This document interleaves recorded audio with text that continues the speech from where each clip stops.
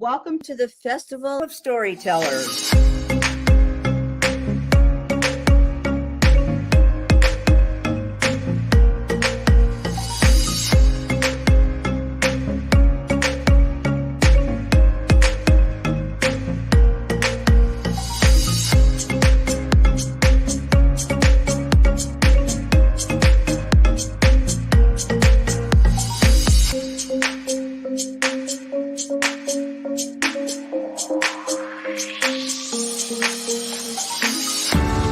I can't tell you how excited I am to be on right now.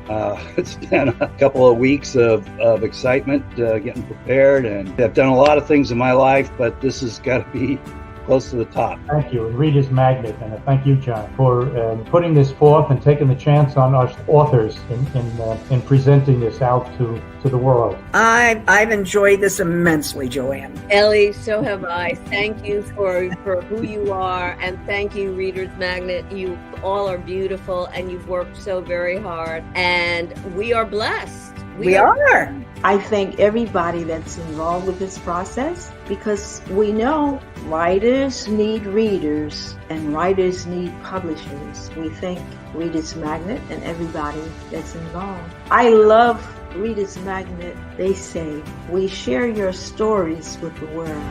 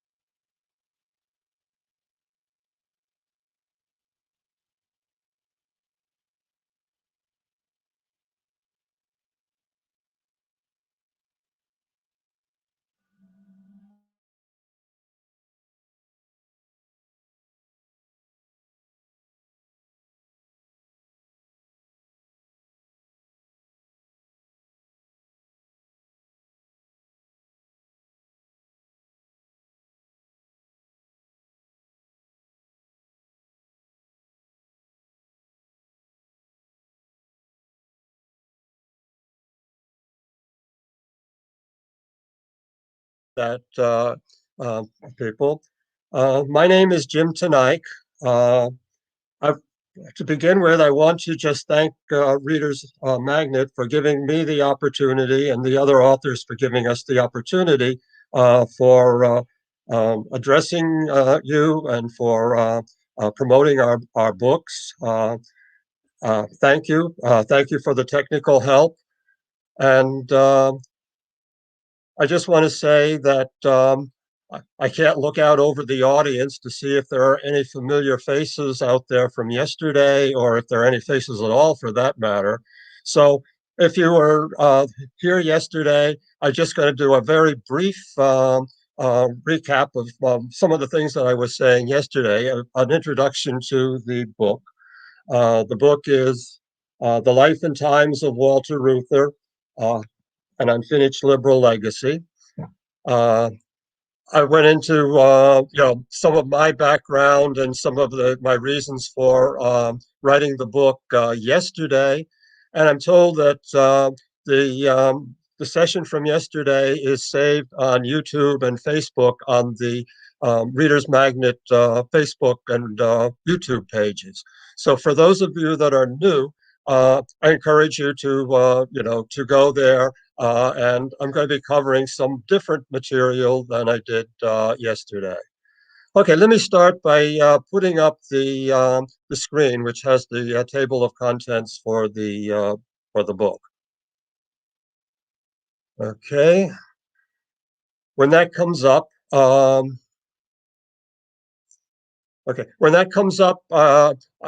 just go over the makeup of the book. The book contains 15 chapters. Um, the, um, I wrote these chapters not necessarily in the order in which they are presented in the contents. Each of the chapters are pretty much self-contained, so one can read, can pick and choose. One can read, from different parts of the book without really, losing the track. I didn't. The first chapter, for instance, um, the liberal warrior, uh, I put in was probably was one of the last two, if not the last one that I wrote, and I thought it needed that because I got through 1.5 chapters and quite a few pages without mentioning the name of Walter Reuther. So I needed a brief introduction to Reuther, who he was, etc. The is that Michael? Is that our contents page available? Okay, we see we still have some technical difficulties, namely me just sitting there for 5 minutes or whatever with the dead screen. Okay, so the first chapter was, a brief introduction to Reuther. It starts with a tribute from Martin Luther King, and goes right into his death in a plane crash, and then a brief introduction of some of the things that he did during his life. The next chapter is the one I talked about a lot yesterday, the American century. Um, uh, I started by looking at the 2 decades surrounding the turn of the century, the beginning of the 20th century, 1900. And in that time frame, we had a leap into modernity. From all of the different inventions that came to fruition during that period, from the automobile, the airplane, the movies, the phonograph, etc., and some of the advances in science like quantum mechanics, relativity, things that pretty much changed our view dramatically from what we thought of in the 19th century to how the 20th century began, and what influenced our life in the 20th century, and then the reasons why the United States was in such a auspicious position to take advantage of these events.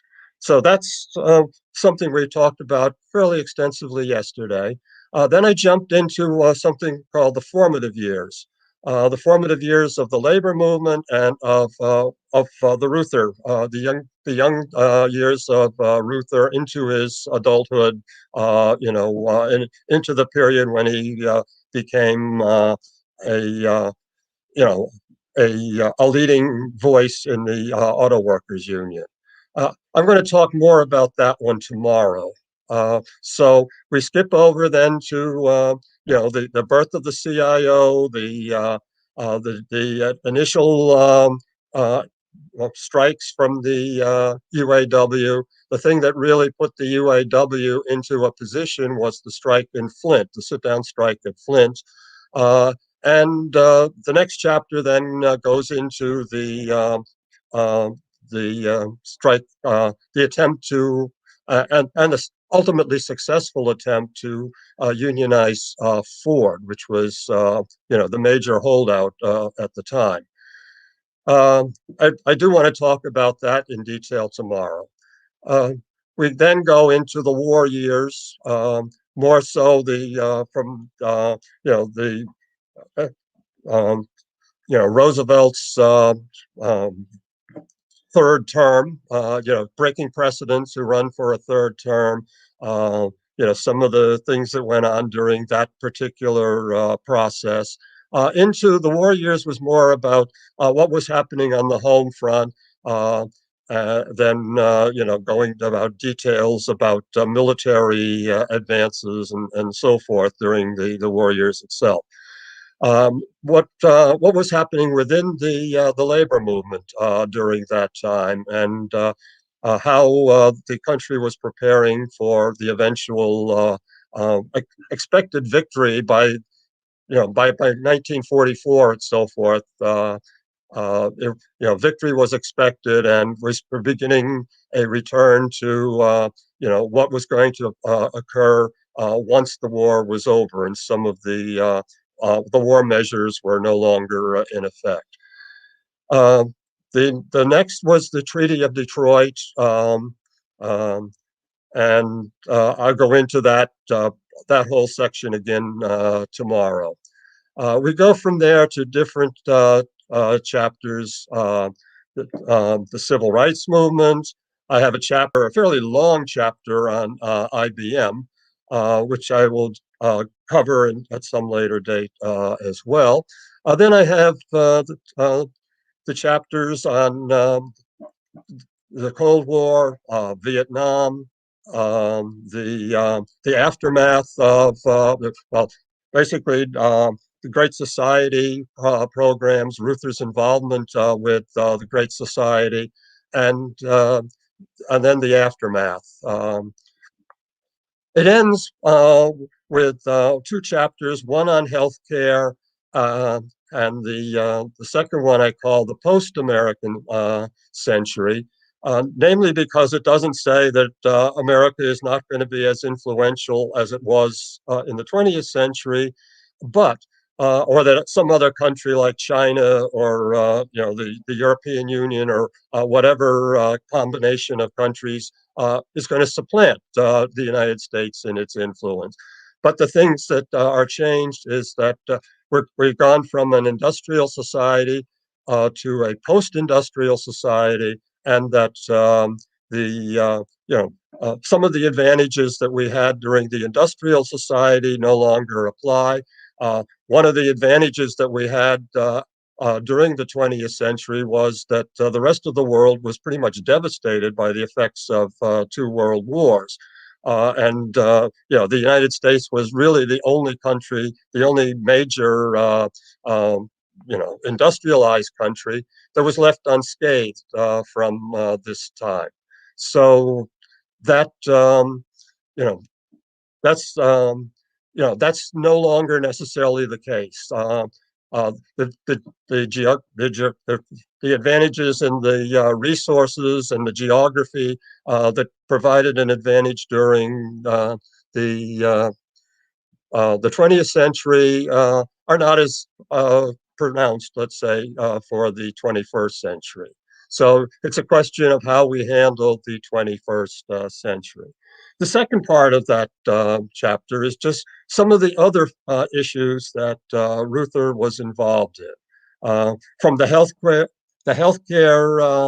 chapter, which should be included in those last two chapters, and the other events.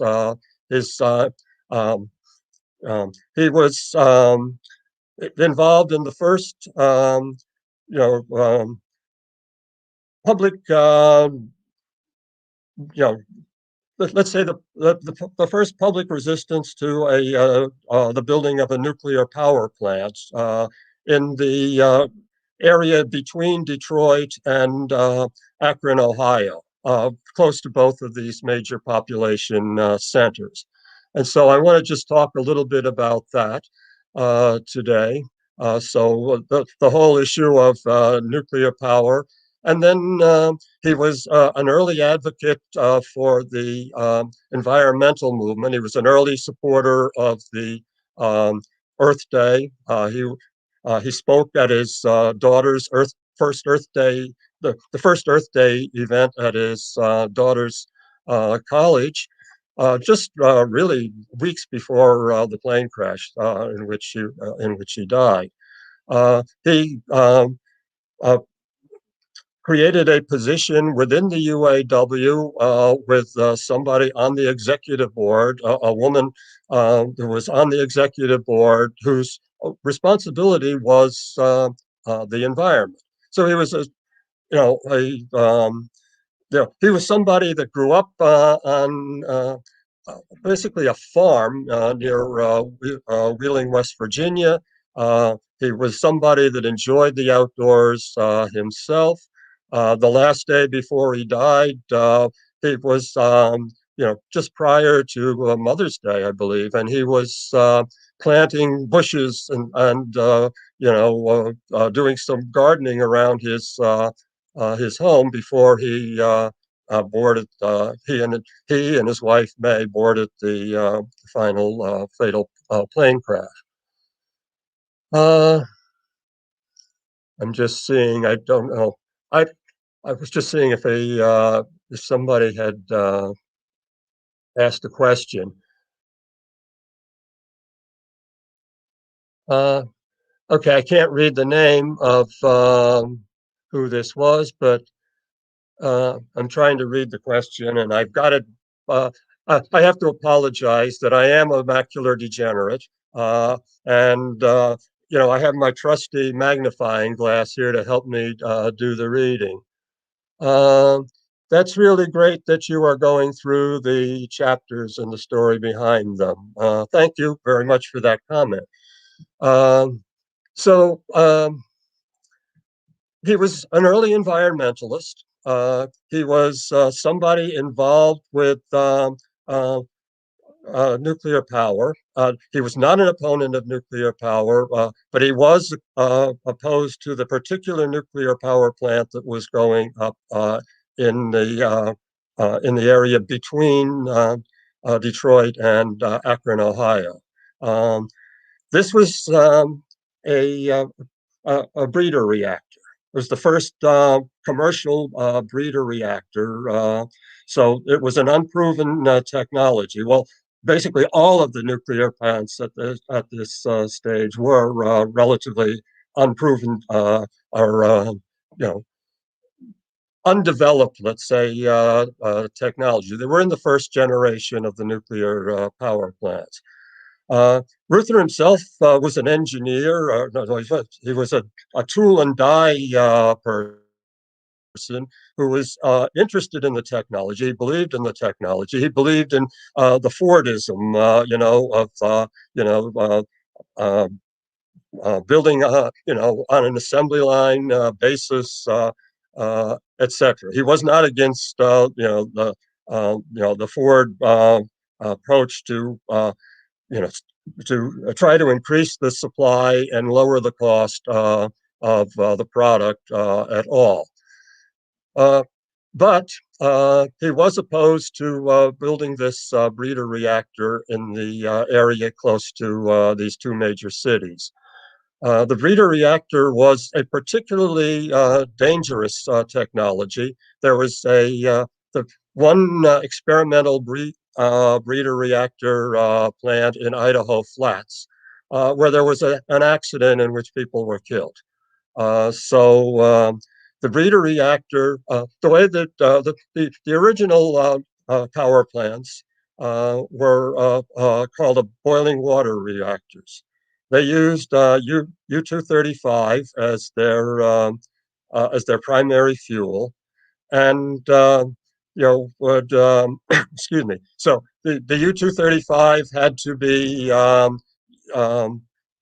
concentrated. The quantity of the fuel had to be concentrated to at least above 3% of the uranium in the fuel rods. So the main isotope of uranium is U-238. So the uranium went through a diffusion process to build up a concentration of this other isotope, U-235, to at least 3%, from let's say 3% to maybe 5%. Um, the, um, the the boiling water reactors used water as their as the thing that was going to uh, diffuse the nuclear reaction. Uh, they produced, you know, basically what happens in a nuclear reactor is that you have the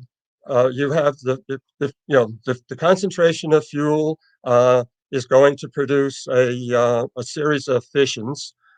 Each fission is going to produce two or three new neutrons that are to be used to initiate additional fissions. So if you have you're burning the fuel, that's fissionable. So a nuclear fission is going to break up the U-235 atom, create fission byproducts, which are contaminants of a sort, and many of them, or most of them, are radioactive themselves, with a short to medium half-life, and it's going to produce additional neutrons. It's going to produce heat, which is going to heat the water, and that's going to be used to drive the steam turbines. And then it's going to produce two or three additional neutrons, which are going to start additional fissions. So you want to be able to moderate the rate at which nuclear fission is going to occur, and to keep it at a particular pace. So the moderator, the water itself is a moderator, and uh, uh, the control of the reactor can be controlled by inserting graphite rods between the active elements, and the graphite would be absorbing additional free neutrons, to either quench or control the rate of fission. In a boiling water reactor, for every 10 elements of U-235 that are burnt, that fission, you get about 6 reactions in which U-238 elements are going to absorb a neutron and become plutonium uh, uh, atoms. So for every 10 atoms that you burn, you're going to produce about 6 that you breed. So you're burning the fuel faster than you're breeding new fuel. The U-235 reactions the rate of reaction is, let's say the U-235 fuel is more likely to absorb a free neutron at the temperatures of the boiling water. Uh, so let's call them slow neutrons or slower neutrons, whereas the U-238 is more inclined to absorb and create a plutonium atom with faster neutrons. So in a breeder reactor, what you want to do is to speed up those neutrons. So you want to have a temperature within the reactor that's higher than you would have with boiling water. So the moderator used in a breeder reactor is a liquid uh, sodium. Now, liquid sodium reacts very badly when you have water introduced. So if you mix or if you allow water to interact with the liquid sodium, you're likely to have a violent reaction, which could cause a meltdown. So from that standpoint, the breeder reactor is a much more dangerous reactor than the boiling water reactor. And it was, however, when let's say when atomic power was when nuclear power was first introduced, there wasn't a lot of free fissionable fuel, fissionable uranium. So there was a need, let's say a military need. A lot of what was driving the direction in which the civilian nuclear program was going was the needs of the Defense Department for weapon grade material, particularly U-235 or more particularly plutonium. So there was that pressure to use to have a breeder reactor that would produce plutonium. Plutonium would be the main fuel. Let's say that there would be burnt. You were breeding the fuel that you were eventually going to be burning. As the reactor was in progress. In the 1950s, it was envisioned that by the year 2000, there would be roughly 2,000 nuclear reactors, most of which would be breeder reactors that were going to supplant the coal-fired plants. And so environmentally, that was certainly a major boost. Although in the 1950s, only the clients, the people that were actively involved in climate research, had any real concern about the human activity increasing the rate at which the Earth was warming. So that wasn't a major concern, or at least a stated concern for replacing coal-fired plants with nuclear plants. The promise was that nuclear plants were going to be more efficient, cheaper, and have this vast, almost endless supply of fuel that it would use. So it was sold to the public, not only the public in the United States, but the public in England, the public, throughout, the industrialized world, the advantages of nuclear power. We had Eisenhower initiated his Atoms for Peace program, which would be promoting nuclear power for energy to the rest of the world. So when Ruther instituted his suit against the construction of this power plant and demanded a public hearing, the public was inclined to support nuclear power. We were told the books at the state of the age talked about the atomic age. We were the atomic age before we became, all the different other ages, the oil age, the atomic age, and then came, the information age, which apparently is what we're in right now. We could also talk about the revolution in biology. So we're in, this kind of an age as well. But the 1950s was about the atomic age. And to put a kinder, gentler face on nuclear energy would be the advantages to the civilians of the nuclear program. And, the public generally went along with this. The Ruther was not opposed to nuclear power by any means.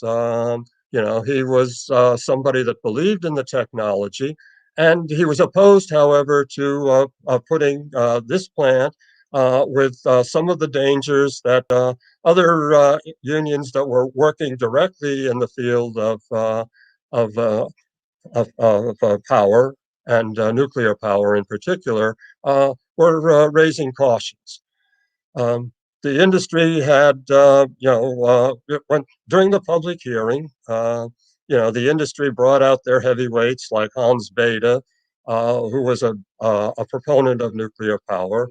He was talking about, I remember in a lecture where he was talking about, having nuclear power plants not too far from cities where the wastewater could be channeled through pipes that would heat buildings, et cetera, et cetera. So he was a staunch proponent of nuclear power.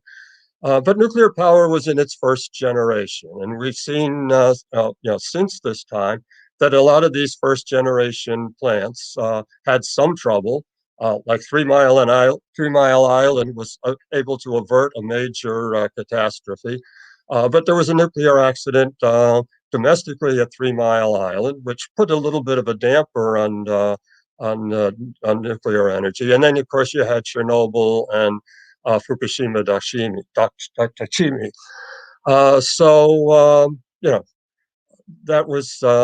That was part of the concern.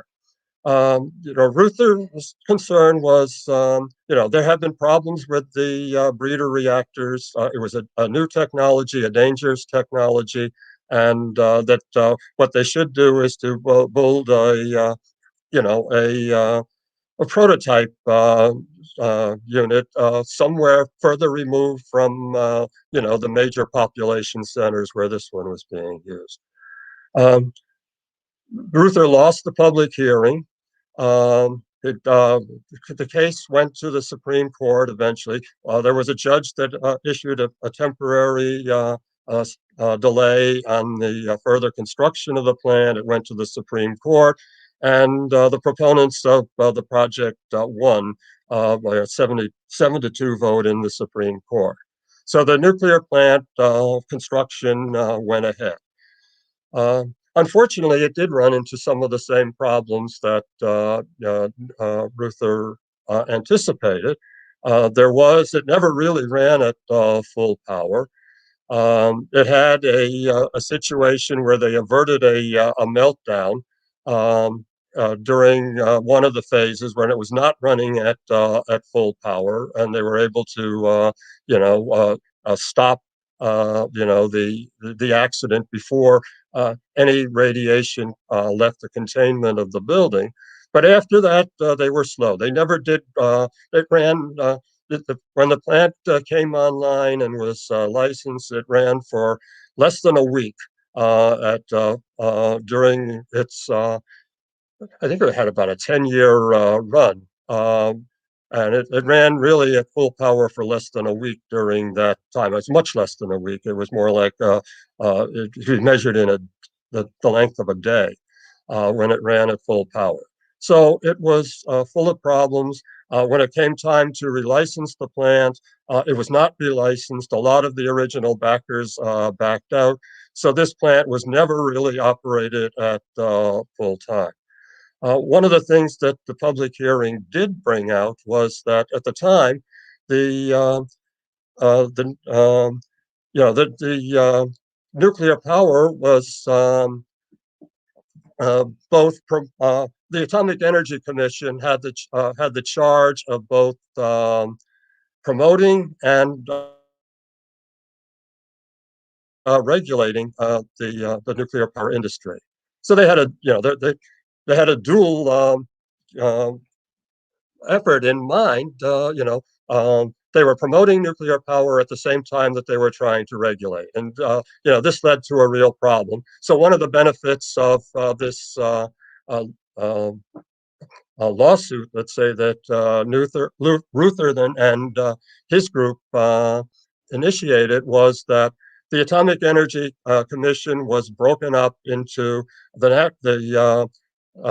Nuclear Regulatory Commission, which regulated the operation of the power plants, and the Energy Department, which managed, uh, you know, the creation, let's say, the um, the growth of nuclear power, and also the weapons that were being produced, as well as the civilian uses of nuclear power. So the Energy Department has those concerns. Uh, that was the last breeder reactor plant that was ever built in the United States. There was a built. Excuse me. Let me just. I'm talking too much, maybe. There was the Clinch River breeder reactor in Tennessee, um, down near Knoxville, in uh, the um, the nuclear facility. Oh gosh, uh, ah, the town Oak Ridge. Okay, down near Oak Ridge, in that area of Tennessee, and that was being pushed by Congress. Um, but it was never built.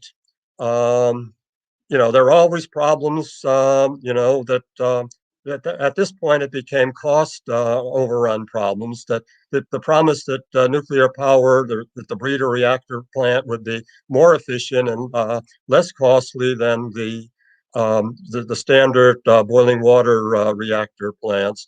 Um, was didn't come to fruition. The cost for building a breeder reactor and managing a breeder reactor plant became higher than the cost for the standard plants. So there was the cost concern.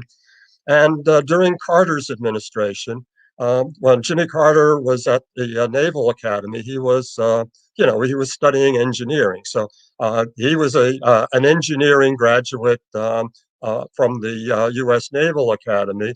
And one of the first jobs that he had was there was a nuclear power, again, a prototype experimental nuclear power plant in Canada where there was a problem.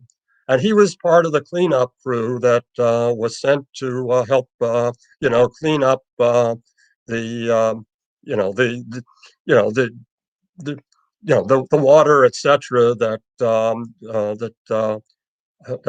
this problem at this plant in Canada had created. So that was his first view of the dangers of the nuclear power, and he was not an advocate of building this breeder reactor. So the project was killed and never restarted.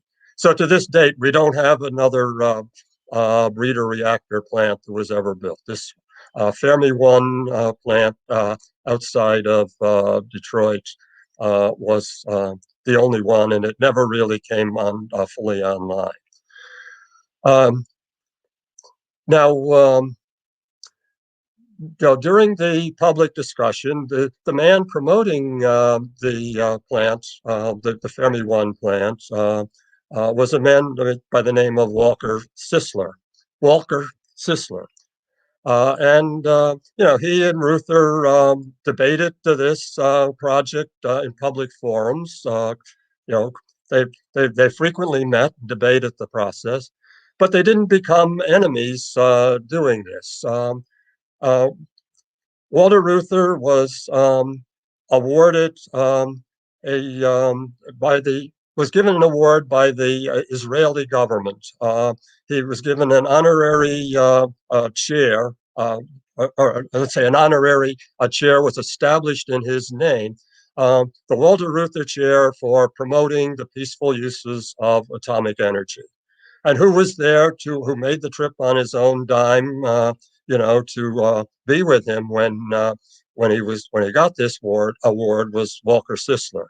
So it was sort of an indication, a testament of how he had operated in his negotiations with the various officials at General Motors and the other automobile companies that he had to deal with,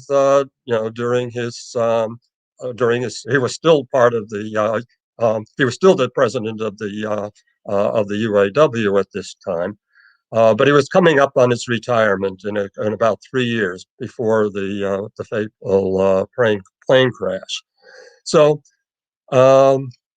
That was I then go into some of the other aspects of nuclear power, which I won't bore you with today, but we're talking about the state of nuclear power. The plants that had the major problem were the first generation plants. By now we're into the roughly about the fourth generation of the nuclear power plants, and they're much safer. The problems that I see is not so much the problem within the plant, but within the distribution system. That if plutonium is going to be the major, currency, let's say, of the future energy, much as oil and to a lesser extent now these days coal is today, then you have the distribution of plutonium, much as like you have the distribution of crude oil, from the sources of where the crude oil is produced to where it is consumed, the countries and so forth in which it's consumed. So we all know of the various problems in this distribution link by the oil spills and so forth that have been produced.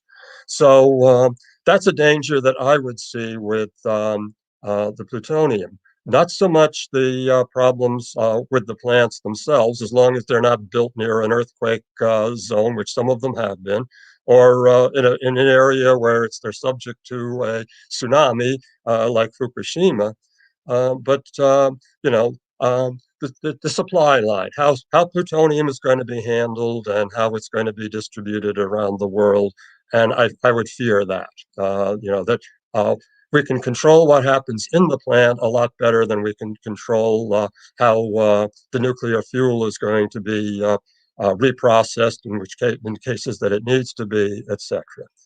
There are safer alternatives, which I get into in the book. So that was, one of the projects that Reuther became involved in. Another one was the climate, which we've talked about, and I just had my own little, concern about the how the climate debate should unfold, and you know. The, at the time I was finishing this book before publication, it was roughly at the end of the Obama administration. It was roughly 2015 or thereabouts, and so the debate between the people that believe that in climate change, that I guess you could say believed in climate change, believed that climate change was occurring due to the activities of humans, versus the people that said whatever changes are occurring in the climate are just natural changes that occur from time to time. So to put that into an easier way of talking about it, we could say there are the people that believe in climate change, that human activity is causing climate change. We'll just say that climate change is real as a shortcut of using all that extra verbiage, versus those that are deniers, that do not believe that climate change is being affected drastically by the behavior of human activity. So we could say real, not real.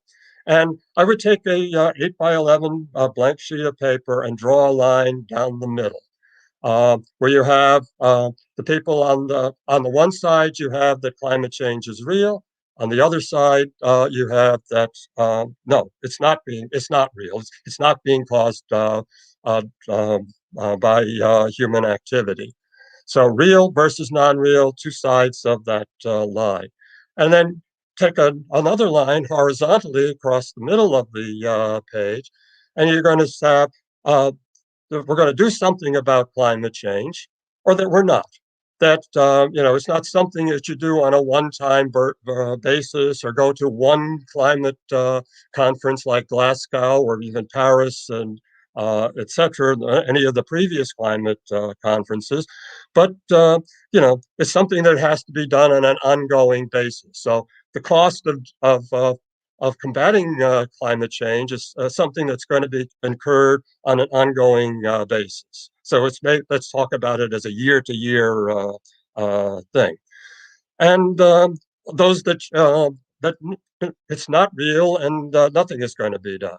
So there's doing something about it above the line and doing nothing about it below the line. And now you have your four quadrants. You have it's real and we're doing something about it. It's not real and we're doing something about it. In other words, that would be saying we're wasting money, combating something that isn't really a problem at all.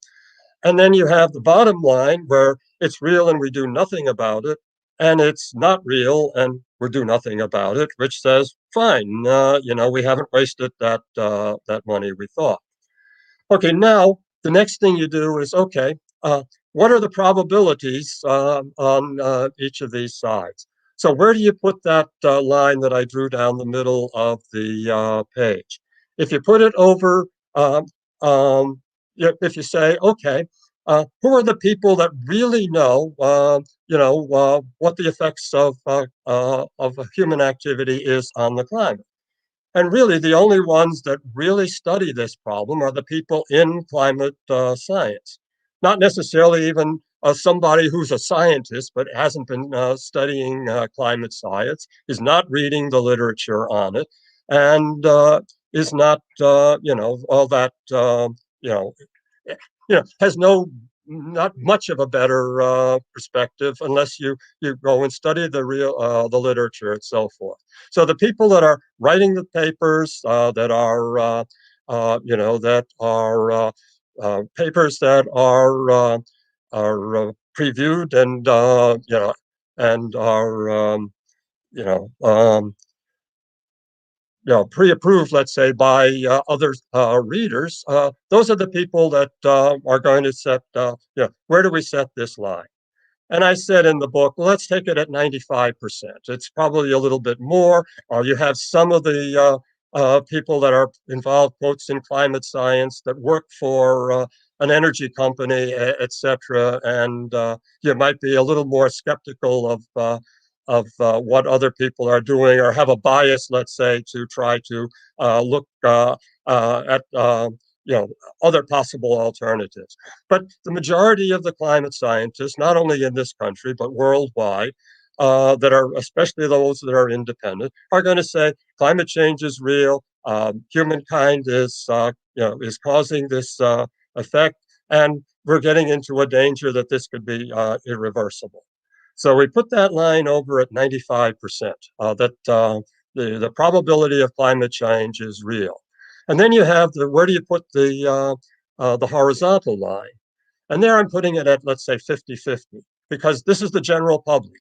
We're not going to do anything about it unless the general public believes that, that this is a real issue, that something has to be done. Now, the tendency, let's say, for politicians and for the general public as a whole, is to kick the can down the road. I don't believe it's real. I don't want to spend the money on it now, etc. So you have that, and that's 50% of the public uh, does believe, the science that that are the scientists when they tell us that the problem is real, and so they would be in favor of doing something. So put the odds at 50-50. So now you've got, you take the product of these two probabilities, and that's the probability that climate change is real, and you do something about it. So let's say it was, I said it was 95. Make it a little bit easier to do the math. It's let's say 90%, and you have 50-50 that it's going to be doing something about it. So the probability that it's real and you do something about it is roughly 45 to 50%. And then the other quadrants you fill in the same way. And then you start saying, well, okay, what is the cost, that you're going to do? And this would be on let's say, a, a problem that you revisit periodically, let's say every year. You're going to put additional money into this, you're going to do this, etc. So it's something that has to be done on a continuous basis. So you put in the various costs, the cost of doing nothing, and if it's real, the cost is going to be horrendous. The effects of an irreversible or the cost of getting to 3 degrees hotter, 3 degrees Celsius hotter than it is today, or than it was, let's say, at the time when this discussion really began, becomes truly huge. It creates lands that are going to be uninhabitable. The cost in agriculture, the cost in migration, both within a country or between countries. The cost in the military. This becomes the problem of the second half of this century that we're in. So those costs are going to be very high, and the probability of incurring this would be about 45% each time we do it. So when you do your little your problem, you find out that the cost of doing nothing is going to be a lot higher than the cost of actually doing something. So then the question becomes, okay, this is not so much a question of do you believe the science or you not believe the science, but it's a cost of an insurance policy. What is the insurance policy you would take out on your grandkids? Now, when you're married and you have your children, you take out an insurance policy on your life, your spouse's wife, etc., to protect your kids. That's something most of us do. Some of us dragged into it a little bit later than we possibly should have been, but we do it. We take out an insurance policy on our family to safeguard our family. So this is basically the same thing. It's the insurance policy. Are we going to take out an insurance policy? When you take out that insurance policy on your family, you don't expect, you hope you're not going to die, at any time in the near future, but you're just guarding against it. So if you take out an insurance policy, you hope that the catastrophic conditions are not going to occur, but you're guarding against it. So I would look at climate change as an insurance policy, and I sort of argue that in the book. So the last chapter comes a bit of me as much as it is my sources and so forth. Ruther's environmentalism. He was an early environmentalist, I said. He had appointed a member of the executive board whose only portfolio was the environment and, environmental control. He was a great hiker. He was, one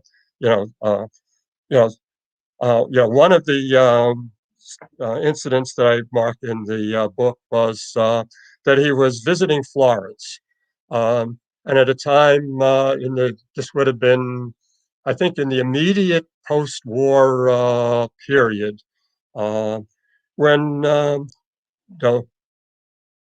the David now is the original David statue is in a museum in Florence, but originally it was out on the street. I'm not sure at the time if it was still the David that was on the street or not. But Ruther is sitting there he was had a visit with the mayor of Florence lined up a little bit later in the afternoon, and he was there with his brother Victor, enjoying uh, a coffee, and all of a sudden, it's rush hour or whatever, and all of these cars go rushing by, belching gas and so forth, and he becomes furious. So come on, he takes off. He sort of bursts in on the mayor before the scheduled meeting time, and you got to do something about this traffic. It's ruining your city. And the mayor looks at him in astonishment, like, "Who is this madman that has just, burst into my office?" And then he sort of laughs and said, "Well, aren't you the head of the, I guess it was an international, I'm not sure exactly the title, but it was basically an international auto workers union." I said, "Yes, but cars are to be the servants of mankind, not the master. And the traffic and it's just ruining, the beautiful aspects of your city." So that was he was probably, if he had lived, into retirement, that's probably where he would have ended up. He would have been, somebody that was promoting, in this case, it wasn't so much climate change that hadn't become the main issue yet, but pollution and just, how we were treating our environment. So he would have been an advocate for the environment. Okay, so now these are some of the aspects in the last chapter. There are other Ruther plans, etc., that are about uh, controlling military spending, etc., that would also be thrown in. The last chapter becomes sort of a catch-all of these are other things that Ruther was involved in during his life. Uh, there were so many other things that he had done, that would dominate any real biography of Ruther. But this is part of who he was. I mentioned yesterday that he was the plan man, and he had the plan for the 500 planes a day, for speeding up production of war materials at the start of in 1941, the start the early years of World War II, when the Germans had already occupied France and Poland, and the Battle of Britain was raging. So they were threatening to try to invade Britain at the point. So he saw the immediate need for building the aircraft, to supply Britain at any point, to help defend itself against, the Luftwaffe that was, engaged in the Battle of Britain. So he came up with a plan of the 500 planes a day, that the excess capacity of the auto plants in Michigan, basically in Detroit, and in the rest of the other plants like Flint in Michigan, could be combined to be used for production of a lower cost but quickly assembled plane. Uh, the so the way the auto would, it was not only a plan that would that he saw would benefit the war effort for the country. It was also a plan, quite frankly, that would benefit Ruther. Uh, the aircraft industry was based largely in California.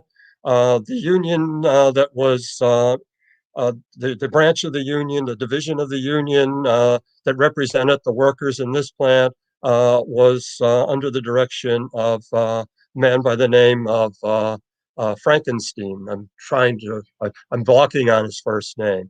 who we mentioned in the previous author, was really the competitor with Reuther for the two most ambitious people in the UAW, who were sort of jockeying for the control of the union in the near future. So it would bring the production. It would bring production of aircraft into Detroit, into Reuther's territory, that would otherwise be allocated to California plants. The airline industry did not use the mass production, techniques that was done in the auto industry. So Reuther was always an advocate of the mass production techniques to lower the cost, speed up the production, and provide the public with the product at a more affordable cost. So that was the one aspect of it, and I had a second reason I'm forgetting right now.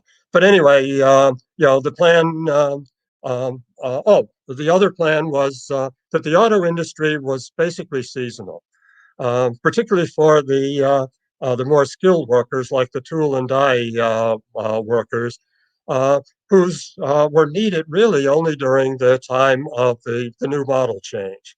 So there was this activity that went on during the new model change, where new machinery had to be constructed to build the new models, and then after the the model year began and the new models were in production, there was no need for these tool and die workers until the next time that we were going to be changing the model year.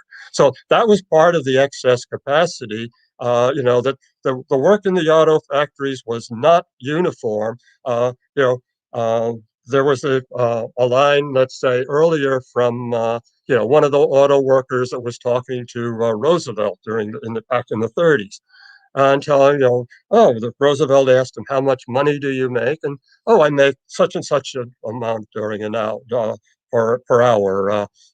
I forget exactly what the amount was now, but it was generous. Let's say by 1930 standard, it would sound totally unreasonable in today's money, which those 1930s dollars have increased astronomically since then. But I'm making this money. Oh, that's a good salary. So yeah, but I only get it half. I'm only working at that rate for about half a year. So it was not enough money really to sustain them for the length of the year. So that was another goal. Was part of the labor negotiations that we'll talk about in the Treaty of Detroit. The Treaty of Detroit really refers to one particular labor negotiation, but generally looks at subsequent things that were added, and benefits that were accrued. So that was one of the main goals that Reuther had, that wasn't fully realized ever, really, but it was almost realized fully, by the end of the 60s. So those were part of his rationale. The other, the man in charge of defense production board for the government was an old antagonist of Reuther's, a guy by the name of Knutson, who originally worked for Ford and then, was fired, I guess, or relieved at Ford and went over and became one of the main executives at General Motors. He and Reuther had didn't particularly like each other very much and had conflicts during their negotiation. I guess Knutson thought that Reuther, as a young upstart, he was quite young at the time, and really was more inclined to talk with his older superiors than with Ruther, and at one point told Ruther, you know, um, I could use you as somebody that would sell used cars. So used cars? Said, yeah, anybody can sell a new car. You know, I'd like to give you a job selling used cars. So, Knudsen regarded Ruther as a useful used car salesman, if you want to put it, in those terms. Then, so he was the person. He was not inclined to go along with, the Ruther plan. But had no real alternative itself. The auto industry was enjoying a very profitable year in 1941 and was a bit reluctant to go into defense production and sort of suspend the domestic auto production that was very profitable to them after suffering through the years of the Depression. Uh, so the it was never, it never got the appropriate backing. They had to find a reason for not going on. Um, one reason, one way that it was stymied was it violated the Sherman, I guess it was, antitrust ruling that prohibited, the major auto companies from joining together, to produce a common product. So it violated an antitrust law, or whether it violated or not, it wasn't going to be tested, and it was used to downgrade the thing. But the idea persisted. Ruther engaged Charlie Wilson, the president of General Motors at the time, uh, in a public debate. It was carried over radio, and there was a particular radio program that was particularly popular during those days. And it was Wilson and some of his lieutenants versus Ruther, who had his brother there, and he had another person that was familiar with you know the scheduling, the production scheduling, and so forth within the plant. So they had a public debate. The debate was judged to be a draw, whether Ruther won the debate or not. And then they ended up with Ruther and Wilson posing in front of a war posture, uh, building to defend America or something of this sort. So, it was actually publicly debated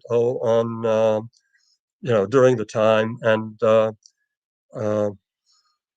it was never implemented. However, it was implemented in the sense that the excess capacity of the auto plants was given over to production of wartime materials, not airplanes specifically, but other wartime materials. And the auto industry was saying that they couldn't convert that the plan was impractical. They weren't able to convert, their equipment so seamlessly to production of war material, as Ruther and his colleagues had claimed. And it turned out that at the end they converted about 85% of their capacity over to wartime production. So the papers at the time at the end said, well, Ruther was proved to be about 85% right with this. The next main proposal, I talked a little bit about it yesterday. Just want to go over it today. He was the plan man, and his the major plan, besides the attention that the 500 planes a day brought to Ruther and how it helped his career, his advancement, within in the public sector, the public eye, and within the Union was the Peace Corps. I mentioned yesterday the initial plan for a Peace Corps type of activity was going to be through the UN. It was not going to be through the usual diplomats of the UN, but for those participating countries that were going to agree to spend the amount of money that they spent on fighting and building for World War II would be spent on um, creating projects that promoted peace for the next 100 years. So they would spend the excuse me the amount of money ran into hundreds of billions of dollars, which would be trillions of dollars in today's terms. But over the next 100 years, and with the inflation in the money, would cost a lot less than what the original cost for producing for the war would cost. So this was going to be done through the UN, not the usual UN diplomats for those countries, but for a collection of about 16 people, where you're taking, I called it the Noah's Ark approach, where you have two businessmen and two labor union officials, and you have doctors and lawyers and farmers, and we didn't have Indian chiefs, but you had other people, that were part of the economy, the academics, etc. So it would be this group of people of the various nations that would be allocating where this money would be spent. So the nations would be contributing to this plan, and this is how it would be spent. The plan got some, praise from Eleanor Roosevelt, who was a close friend of Walter Reuther's from the time of the war until her death. Very close friend, but not too much of a note from anyone else. Then in 1956, at I think it was an auto union convention in Cleveland, he proposed essentially the Peace Corps in the form that it was eventually implemented. Uh, he did that several times later. Victor Reuther proposed a similar plan. Uh, they were friends with Hubert Humphrey, so Humphrey was proposing a plan for the Peace Corps. And then in 1960, when Kennedy won the nomination for the Democratic candidacy for the president, uh, you know, uh, he met with Reuther, and Reuther pushed the Peace Corps proposal on him. That the Kennedy campaign up to that time had been much about missile gaps, and that we've been left too defenseless, let's say, against Russian missile attacks and so forth. So it was all about missile gaps that didn't really exist. Reuther pushed the idea of the Peace Corps, and this would be an alternative, let's say, to the more belligerent tone of the campaign. Kennedy, was warm to the idea, and obviously, took up the idea, and he became the father of the Peace Corps. Um, and in the meantime, he was there with economic advisors that were going to be advising him on his economic agenda. And, Reuther was all too eager to be part of that. But at some point, Kennedy and the economic advisors left Reuther with Jackie Kennedy. And the main thing that she was concerned about, that Reuther had survived several assassination attempts, one almost successful against him, and had a bodyguard from that point on. So, he was somebody that was living the kind of existence that they were going to be living if Kennedy won the presidency. And so she was very concerned about that. She was very concerned about, the dangers that John Kennedy would face being president.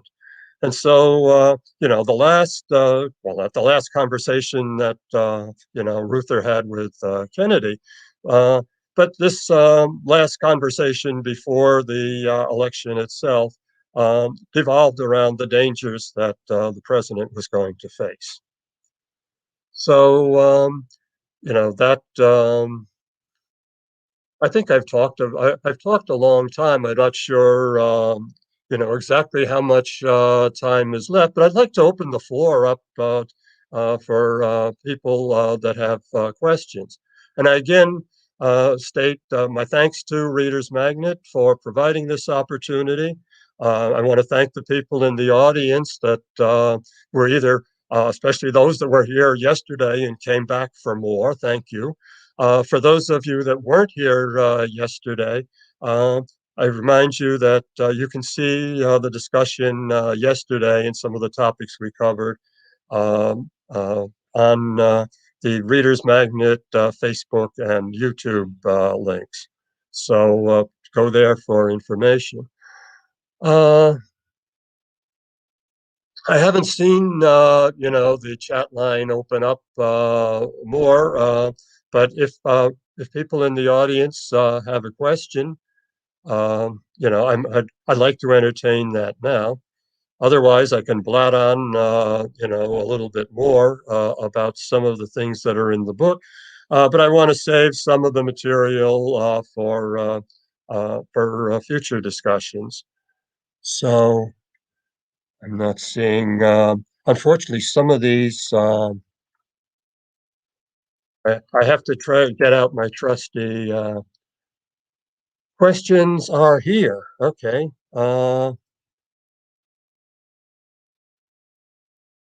Okay, let me try to scan up. I might have been missing some of these questions coming in. If somebody sent a question previously, it might be easier if you were to resend it.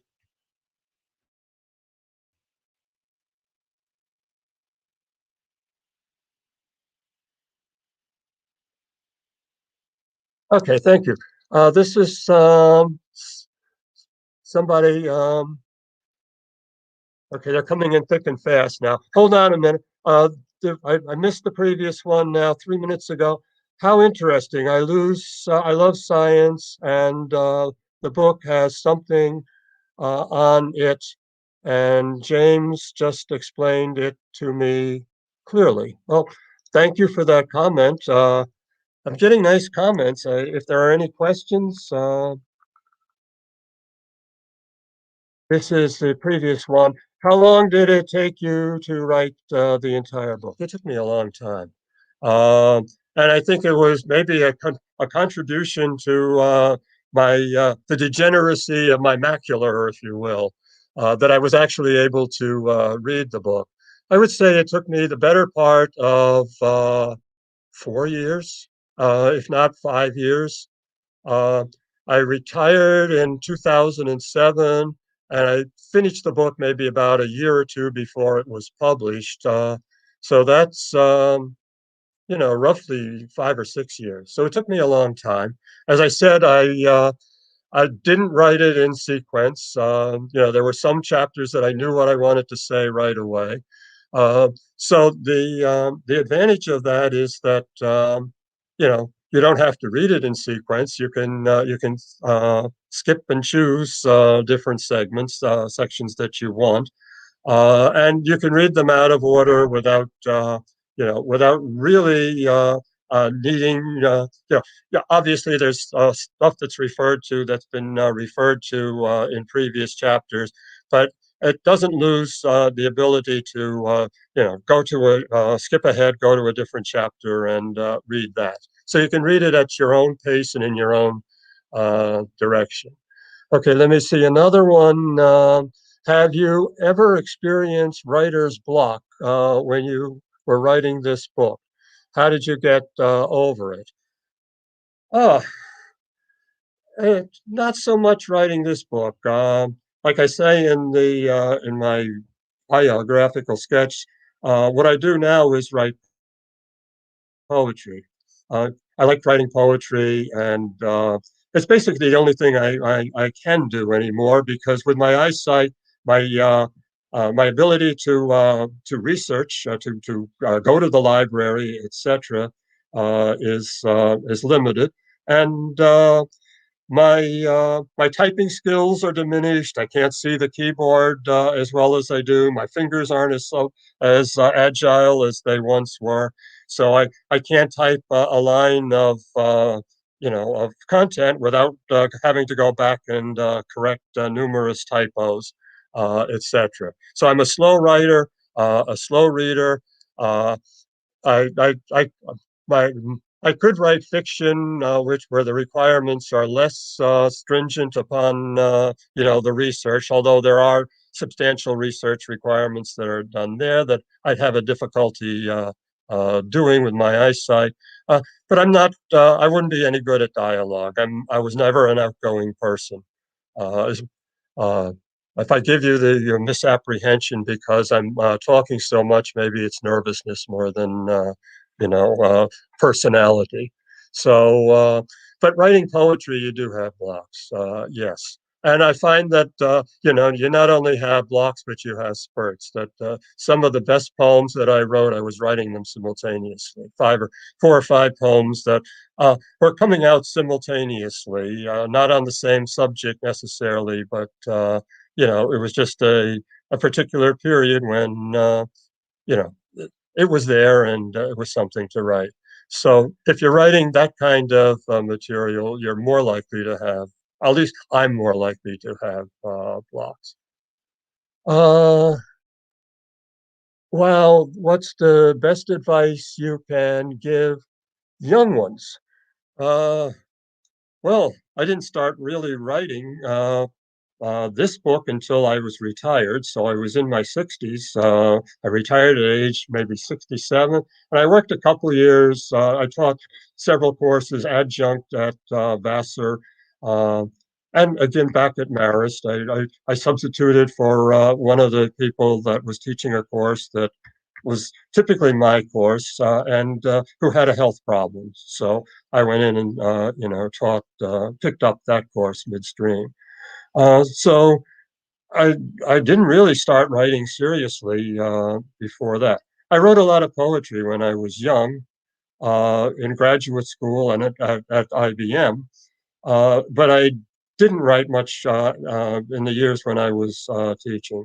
So I got back to poetry, after writing this book, more so than uh, um, during that time. So, what advice I can give to the young? Um, well, I made a living, let's say, doing something else other than writing, and I was able to retire and then start writing. So I didn't have to do it for to make a living, uh, which is a good thing. So if you're doing it when you're young, you know, have some other source of income, I would say, because it's difficult, breaking in. My wife was, I did this on a self-publishing basis with some other self-publisher. Uh, but my wife was adamantly against me doing it. It took up a lot of the time, and she was from Ireland, and she wanted to retire back home. My son is living in France, and he offered a way that we could retire close to them. uh, but for various reasons, it was impractical at the time. It didn't happen. It's one of my regrets that she didn't get to spend this time that she was looking forward to in France. And she was upset that I spent so much time on this project, and you know, didn't spend the time that was needed to make some of her wishes come true. So that was a problem. Uh, know what you're writing about. What you want to write, and practice it so that you get good at it. Um, and maybe maybe you'll be successful, and even before you get good at it, and maybe you'll be very good at it and not be successful. So I don't have much advice other than uh, have a second income and a way of supporting you and your family. And writing can be very obsessive. It can take a lot of attention that should be given to other people, especially when you're looking back. Any more? The book also tackles about relevant problems in the society. Wow. Well, my wife always said she came here in 1964. She was originally planning, to spend a year or two in graduate school and return back with her friend, that came from Ireland with her. She ended up coming to America because they tossed a coin that they wanted to pursue a graduate degree, but should it be in Europe because they were well, Veronica at least was a language major. I think her friend was more into English literature, etc. But Europe provided a better opportunity for pursuing higher study in languages than you would have here. But there was the allure of coming to the new world, etc. It was, it was a more romantic, situation. So they flipped a coin, and she came to America, and ended up, staying beyond the 2 years. She became a dual citizen, and but she always said about today's problems that she was just before she died this past a few months ago. Uh, she was looking at the political dialogue, the dialogue of the last campaign, and said, "They're making the same damn promises that they made when we came here, in 1964." And she, she just wanted to get away from the politics entirely.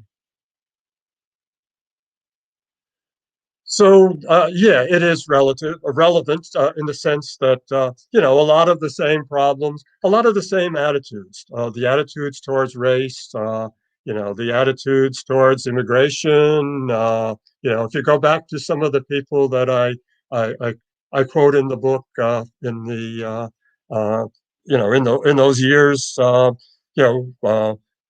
Right from 1880 to really 1924 is when you know the Immigration Act was passed that limited, excuse me, immigration from different countries, based upon, well, I guess it was based upon the number that were here from those countries at the time, etc. But uh, limiting immigration, from the countries where they didn't want immigrants to come from, which was other than, Northern Europe, England, etc. So, you know, the immigration problems are, persist. The same, the same language is often used, not the same problem. Our role in the world. What is our role in the world? That's pretty much the same discussion that went on in the, just around the time of, the Spanish-American War, at the very end of the 19th century. America had recovered from the Civil War about that time, not fully, because we still haven't completely recovered from it. We didn't really recover in any way until the 1960s, where the Civil Rights Act and the Voting Rights Act, etc., at the time. But roughly 40 years had passed, 35, 40 years had passed since the end of the Civil War, and America had recovered some of its momentum at that time. The population from the end of the Civil War to the beginning of the 20th century almost tripled. Um, uh, due to increased immigration, increased, I guess at the end of the Civil War, the survivors of the Civil War, came home, and that helped increase the birth rate as well. So the population increased rather dramatically. I'm not sure if part of that was because the African Americans had been emancipated from slavery, and could now be called part of the American population that had the same, presumably anyway, the same rights that the former slave owners and the beneficiaries of slavery had enjoyed. So the population tripled during this time. There were efficiencies in the labor processes, like the Bessemer process produced steel at a much faster rate than was being produced prior to its introduction. It was the age of the steam engine. So, from the 18th century, you had the Industrial Revolution was more or less a steam revolution. Uh, Prior to that, if you looked at the rate of transportation and communication before 1800, George Washington couldn't move his troops around the different fronts that he needed them to move them, let's say, from the New York area down to Yorktown. Would take as long or longer than it would take Julius Caesar to move his troops, from the Transalpine Gaul into Alesia, when he needed to. So he couldn't move his troops around any faster, or perhaps not even as fast. The roads probably weren't as good as the Roman roads, as particularly in the imperial period after, let's say, in the imperial period. The communication. The communication improved by the printing press. So books could be produced a lot faster than they could be produced in classical times. But the distribution of them, uh, you know, you're subject to the rate of which they could be distributed, and the rate of the number of readers. There were probably more literate readers around in the classical time consuming these books than, or at least as many as there were, in the printing press era, that were able to consume, the books. So you had some advances in communication, but not so much. The the relay system, the Pony Express, etc., was really used by the Incas, to manage to get messages over the extent of the Andean Empire that they had built. So not before the 18th century were we really had civilization advanced very much past what it had been in the classical period. So you had the Industrial Revolution, which was a steam revolution to begin with, and then electricity, and um, you know, so the first fuel, let's say, was steam. The second fuel was oil.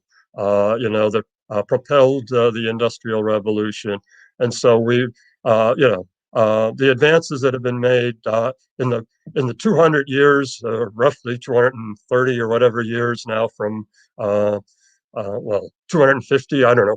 I'm not going to add the number between 1783, let's say, when we gained our independence from Britain, to now, but let's say roughly 230, 40 years.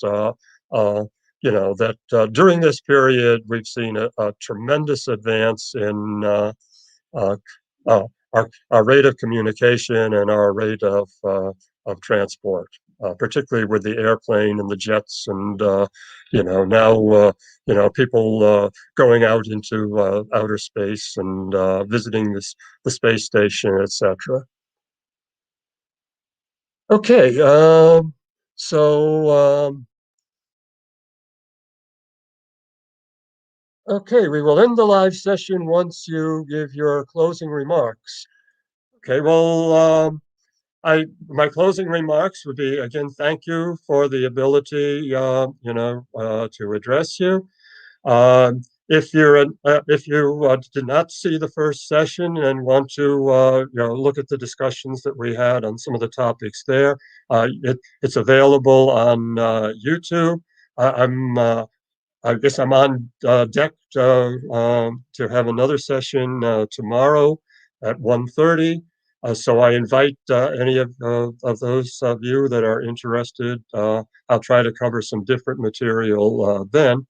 And otherwise, thank you for coming, and I appreciate your questions, and I look forward to trying to have a discussion with you again. Uh, I just miss the live lecture hall where I could look out and see faces that are here, and maybe see some familiar faces from previous sessions. So thank you for coming. Um, Hope you enjoy the rest of the other sessions. I urge you to to view some of the other authors that are presenting today. And goodbye.